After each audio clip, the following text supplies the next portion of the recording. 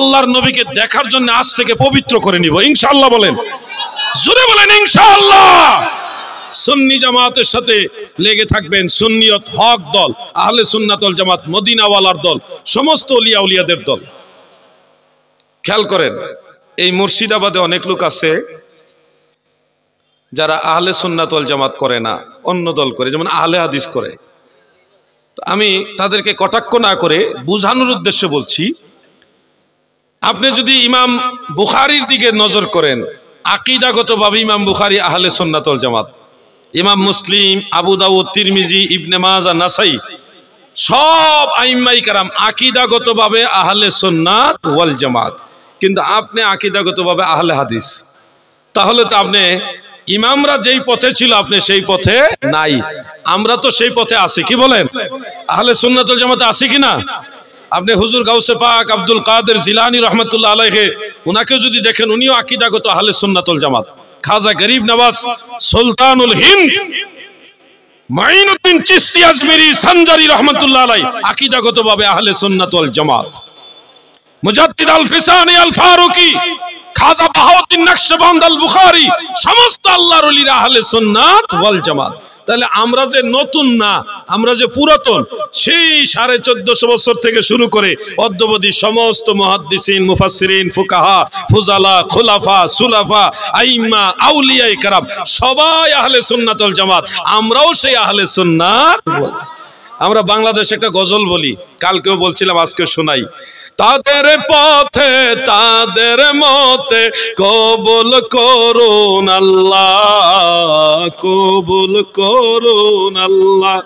ওলি আল্লাহর বাংলাদেশ, এই শহীদ গাজীর বাংলাদেশ। আপনারা ভারতের মানুষ, আপনারা বাংলাদেশে কথা শুনলে আবার রাগ হবেন নাকি?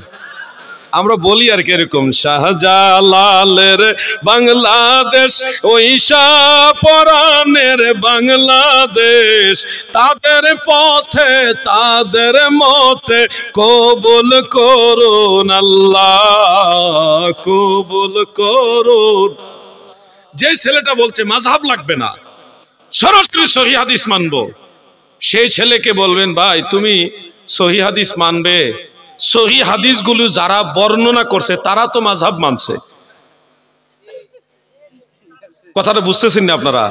তুমি সহিহ হাদিস মানবে, মাযহাব মানবে না, তো সহিহ হাদিস যারা যারা লিখে গেছে, বর্ণনা করে গেছে, তারা তো মাযহাব মানছে। তো তুমি তো তাদের দলেই নাই। আপনারা কি ডাইরেক্ট আল্লাহ রসুলের কাছ থেকে হাদিস পাইছেন? ইমামদের মাধ্যমে, বর্ণনাকারীদের মাধ্যমেই তো আমরা হাদিস পাইছি। তো এখন যাদের মাধ্যমে হাদিস পাইলাম তারা বেঠিক, হ্যাঁ তারা বেঠিক, আর উনি হইল 1400 বছর পরে ঠিক। কথা কি বুঝতে পারছেন আপনারা? আপনি যদি বলেন হ্যাঁ আমি বুখারী শরীফ মানবো, তো বুখারী শরীফে যত হাদিস শরীফ আছে, এই হাদিস শরীফে যত রাবি আছে, বেশিরভাগ রাবি হলো মাযহাবী। এখন বুখারী শরীফ মানি কিন্তু মাযহাব মানি না, তাহলে কি বুখারী শরীফ আসলে মানা হইল? এগুলি হলো বিচার মানি তাল গাছ আমার, বিচার মানি তাল গাছ আমার। উম্মতের মাঝে কত দল হয়ে গেছে কল্পনা করা যায়। কিছু লোক বাইর হইছে, এরা বলে আমরা জয়ীফ হাদিস মানি না, আমরা সহিহ হাদিস মানি। তার মানে তারা হাদিসের মধ্যে একটা অংশ বাদ দিল, জয়ীফ হাদিস। অথচ পূর্বের সমস্ত মুহাদ্দিসিনে কেরাম ইজমা করেছেন, ঐকমত্য পোষণ করেছেন, আদ-দাঈফু ইউমালু বিহি ফিল ফাদাইল বিল ইত্তেফাক, সর্বসম্মতিক্রমে ফাজাইলের ক্ষেত্রে দাঈফ সনদের হাদিস গ্রহণযোগ্য। তো তারা প্রথমে একটা অংশ বাদ দিল, শুধু সহিহ হাদিস মানবে, জয়ীফ হাদিস বাদ। এরপর আরেক দল বাইর হইছে, আরেক দল, তারা বলতেছে আমরা হাদিসই মানি না, আমরা আহলে কোরআন, আমরা শুধু কোরআন মানি। তাহলে দেখেন ভেজালগুলি কোথায়। একদল আইছে হাদিস মানে কিন্তু জয়ীফ হাদিস মানে না, শুধু সহিহ হাদিস আছে। আরেক দল বলতেছে পুরা হাদিস শরীফই মানে না, কয়টা 300-400 বছর পরে আসছে, এটা মানা যাবে না। এবার আপনি খেয়াল করেন, এদিকে তাকান। আরে কথা বললে তো ওইদিকে মানুষ তাকায় ফেলে, এদিকে তাকান। আপনারা কষ্ট হইতেছে বেশি নাকি? এদিকে তাকান, সবাই এদিকে খেয়াল করেন। এটা হলো আমরা যেমন আমরা চেষ্টা করতেছি মানুষকে দিন বুঝাইবার জন্য, শয়তানও চেষ্টা করতেছি কিভাবে এখান থেকে অন্যদিকে ঘোরানো যায়। শয়তান কি অবসর আছে মনে করেন? শয়তানের ডিউটি সে পাগল পারা হয়ে গেছে। আরে এত মানুষ বৈশা হ্যাঁ ইসলামের কথা শুনে ফেলতেছে, আরে আমার ডিউটি শেষ রে। শয়তানের তো জ্বালা যন্ত্রণা, এই জন্য ডাইনে ভাবে যেখানে দেখবেন একটু লড়াচড়া, মনে করবেন ওই জায়গাটাতেই শয়তানটা আছে। কথা কি বুঝতেছেন আপনারা? একটু জিকির করেন, শয়তান ভাগক। লা ইলাহা মারহাবা, লা ইলাহা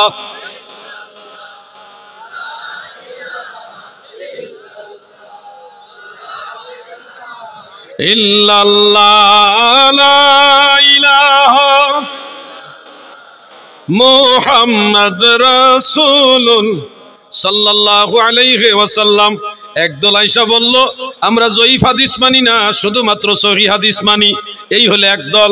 আর একদল আয়েশাকে আমরা হাদিসই মানি না, শুধু কোরআন মানি। এই হলো আহলে কোরআন। আরেক দল আয়েশাকে আমি কোরআনও মানি না, হাদিসও মানি না, আমি ইসলাম ধর্ম মানি না, আমি নাস্তিক। মানুষে মানুষে কত বেশ কম, চিন্তা করছেন? এখনো ধর্মই মানে না। আমরা যারা আছি আমরা আল্লাহও মানি, নবীও মানি, কোরআনও মানি, হাদিসও মানি, ইজমা এবং কিয়াসও মানি। কথা ঠিক না বেঠিক? চালাও আমাদের সে পথে, যে পথে তোমার প্রিয়জন গেছে চলি। ইহদিনাস সিরাতাল মুস্তাকিম, পড়েন ইহদিনাস সিরাতাল মুস্তাকিম সিরাতাল্লাযিনা আনআমতা আলাইহিম। যারা পড়ছেন না আপনারা এটা নিভাবে খেয়াল করেন, মনে হয় সূরা ফাতিহা পারে না, যে পড়েন একটু খেয়াল করবেন। ইহদিনাস সিরাতাল মুস্তাকিম সিরাতাল্লাযিনা আনআমতা আলাইহিম। পড়ছেন নি সবাই? আরেকবার পড়েন ইহদিনাস সিরাতাল মুস্তাকিম সিরাতাল্লাযিনা আনআমতা আলাইহিম। এটার অর্থ হলো এই, আমার আল্লাহর কাছে আপনি নামাজে বলতেছেন আল্লাহ আমাদেরকে সরল সঠিক পথে পরিচালিত করুন, যেই পথে আপনার নিয়ামত প্রাপ্ত বান্দারা পরিচালিত হয়েছে। আল্লাহ আমাদেরকে ওই পথে চালান যেই পথে আপনার ওলিরা গেছে। অর্থাৎ আল্লাহর ওলিদের পথে চলার জন্য প্রত্যেক নামাজে প্রতি রাকাতে রাকাতে মহান আল্লাহ তাআলার কাছে আপনি দোয়া করতেছেন। এই জন্য ওলি আল্লাহদের পথে যারা আছে তারাই সঠিক। পূর্বের আইম্মাই কেরামের পথে যারা আছে তারা সঠিক। দলিল কি? সূরা ফাতিহা। বলেন দলিল কি? সূরা ফাতিহা। ওয়াহাবি নাজদিল আমাজাবিরা সূরা ফাতিহাও মানে না। নামাজের ভিতরে একটা গন্ডগোল লাগাই দিয়েছে, ইমাম সাহেবের সাথে ইমামের পিছনেও সূরা ফাতিহা পড়তে হবে। কি একটা মুসিবতে আইসা পড়ছে। একজনে ফাও দিয়ে ঠেলে, ফাও দিয়ে আরেকজনে ফাও ঠেলে। কত বড় বেয়াদব মুরব্বী মানুষে ফাও লাগে দিচ্ছে। আরেকজন আঙ্গুলি তা করে তাসাউদের মধ্যে, এর আঙ্গুলের মধ্যে শয়তান বসে খালি লড়ায়। একটা মানুষ যদি পাশে এইভাবে আঙ্গুল লড়ায়, তার পাশের মুসল্লি নামাজে মনোযোগ থাকবো? কেউ এই আঙ্গুল লড়াইকে তার আঙ্গুলে মনে হয় মশা কামড় দিচ্ছে, তার আঙ্গুলের মধ্যে ঠাডা পড়ছে। ঠাডা বুঝেননি? এই যে একটা যন্ত্রণা শুরু হয়েছে এইভাবে। এর স্টাইল দেখলে কেমন জানে ভয় লাগে যে এটা কি স্টাইল। মানুষ মারামারি করার জন্য না এইভাবে দাঁড়ায়। হ্যাঁ, এইভাবে যে একটা দাঁড়াইছে, কি নামাজ পড়তে দাঁড়াইছে নাকি স্টাইল দেখলে তো কেমন কেমন লাগে।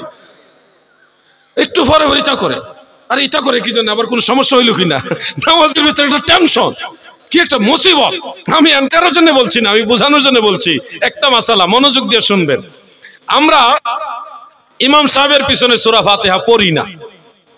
যারা মনে করেন ইমামের পিছনে সূরা ফাতিহা পড়তেই হবে, তাদেরকে আমি স্মরণ করাই দিচ্ছি, শোনো ভাই, শুধু একটা হাদিস দিয়া মাসালা হয় না। মাসআলা সাবিত করতে হলে এই বিষয়ে যত আগের পরের যত হাদিস আছে সব রিসার্চ করতে হবে তোমাকে, তারপরে ফয়সালা দিতে হবে। আমরা যারা দেখি যারা নামাজে ইমামের পিছনে সূরা ফাতিহার পক্ষে, তাদের মেইন দলিল হলো লা সালাতা ইল্লা বিফাতিহাতিল কিতাব, মানে সূরা ফাতিহা ছাড়া নামাজ হবে না। ওই হাদিসের উপর ওনারা ডিপেন্ড করে বসছে, বলতেছে ইমাম মুসল্লিম সবাই সূরা ফাতিহা পড়তে হবে। মুর্শিদাবাদের নবীর প্রেমিকারা শোনো,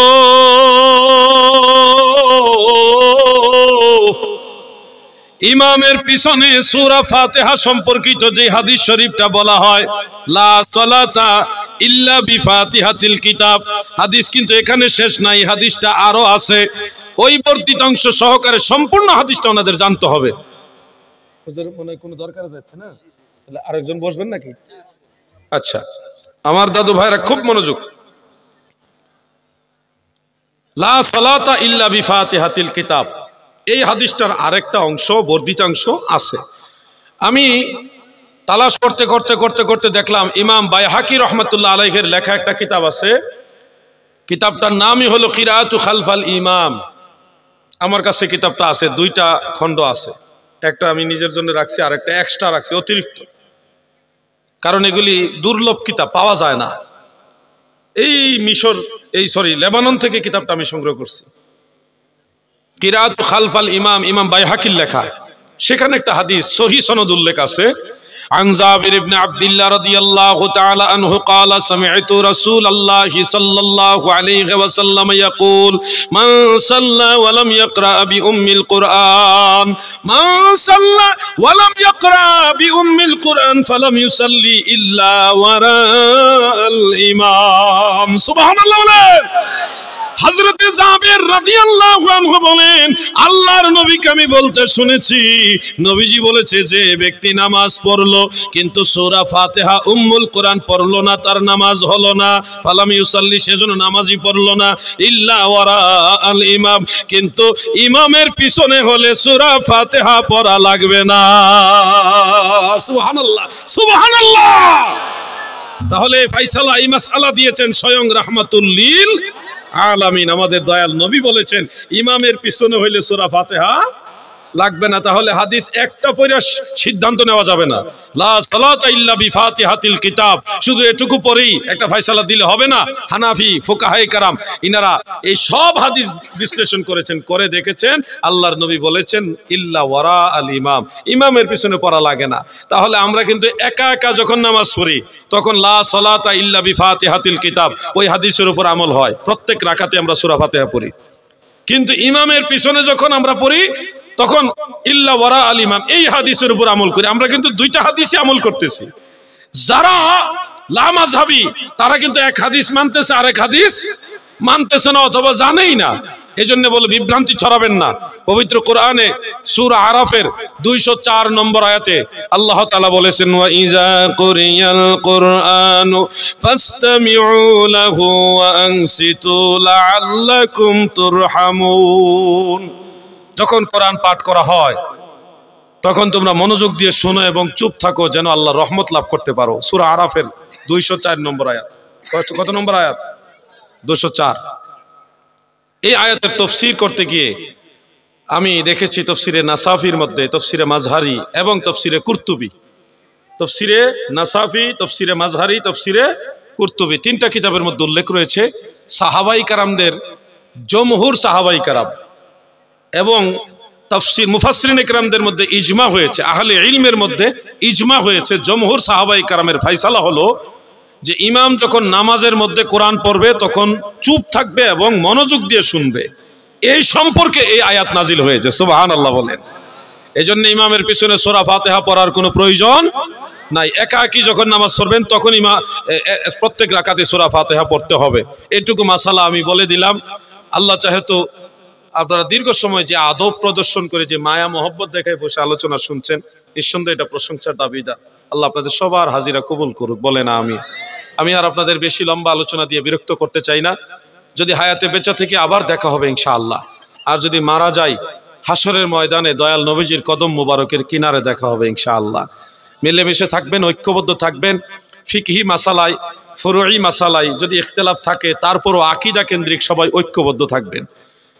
পীর আপনার একজন, আমার আরেকজন, পীর যার যার, সুন্নিয়ত সবার। আমরা সব পীরের মুরিদানরা যারা সুন্নি আকীদায় বিশ্বাসী, আমরা সবাই এক। বলেন আমরা সবাই এক, জোরে বলেন আমরা সবাই এক। মিলেমিশে থাকবেন, প্রত্যেকটা কথা আমল করার চেষ্টা করবেন। আল্লাহ আপনাদের তৌফিক দান করেন, আমিন।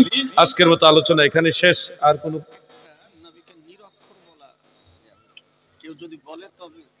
একটা প্রশ্ন এসছে, আপনারা অনুমতি দিলে, হুজুর বলছেন আপনারা অনুমতি দিলে আমি প্রশ্নটা একটু আলোচনা করতে চাই।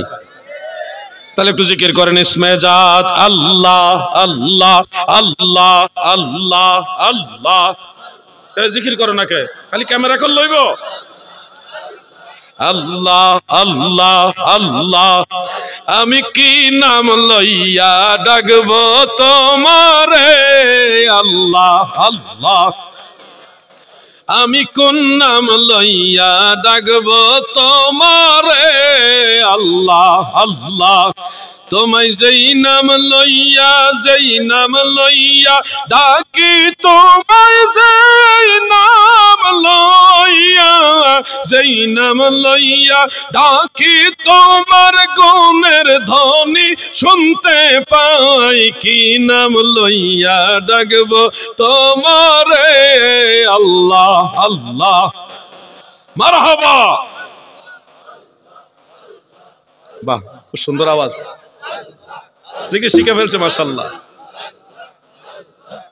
লা ইলাহা ইল্লাল্লাহ মুহাম্মাদুর রাসূলুল্লাহ দেখছেন জিকির করলে কত ভালো লাগে শুনতেও ভালো লাগে আমি গুনাহগার মানুষ আমারই যদি ভালো লাগে না জানে আল্লাহর কত ভালো লাগে এজন্য আল্লাহকে ডাকবেন ওয়া যাকারা ইসমা রাব্বিহি ফাসাল্লাহ রবের নামের জিকির করবেন রবের অনেক সুন্দর সুন্দর নাম আছে ওয়ালিল্লাহিল আসমাউল হুসনা ফাদউহু বিহা আল্লাহর অনেক সুন্দর সুন্দর নাম আছে এই নাম দিয়ে তোমরা আল্লাহকে ডাকো ইয়া আল্লাহ ইয়া রহমান ইয়া রহিম ডাকবেন আল্লাহর যেই নামটা ভালো লাগে ওটা নিয়ে ডাকবেন ইসমে জাত হলো আল্লাহ এটা বেশি বেশি ডাকবেন তো এই প্রশ্নটা আসছে নবীজি